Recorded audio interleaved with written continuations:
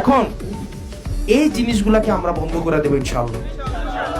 আমরা এমপি হওয়ার পরে আল্লাহ যদি তৌফিক দেয়, কোন এমপি ট্যাক্স ফ্রি গাড়ি কিনবে, এই রিচুয়াল আর বাংলাদেশে থাকবে না। আমি কথা দিয়ে যাচ্ছি, আমি নিজে তো কিনবো না, নাই আমার পরিবারকে ওটার সুযোগ সুবিধা আমি হইতে দিব না। কত টাকা বাকি আছে? আপনারা দিবেন না চাইলে? আপনারা দিবেন না চাইলে?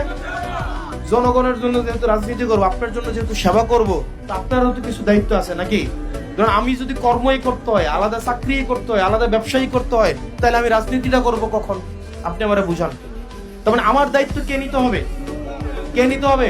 আপনাদেরকে। আর আপনাদের দায়িত্ব নিব কে? আমি। সিম্পল হিসাব, শর্টকাট, মানে সহজ না হিসাবটা। আপনি আমার দায়িত্ব নেবেন, আর আপনাদের দায়িত্ব কে নেবে? আমি। তাহলে তো আমার দুর্নীতি করা লাগবে না। লাগবে। এখন যদি আমার পকেটে টিয়া দিয়ে রাজনীতি করতে হয়, টিয়াটা কি আমার বাবার হইতেন না, কইতেন না, ব্যাংক থেকে চুরি করব? তুমি প্রমাণ করে দিলে ভাই, তুমি এই দেশের গর্বিত মায়ের গর্বিত সন্তান, আমাদের প্রিয় নেতা হাসনাত আবদুল্লাহ ভাই। আপনি একাই 100। আলহামদুলিল্লাহ, আপনি আপনার কাজ চালিয়ে যান। এদেশের মানুষ, এদেশের জনগণ আপনার পাশে আছে।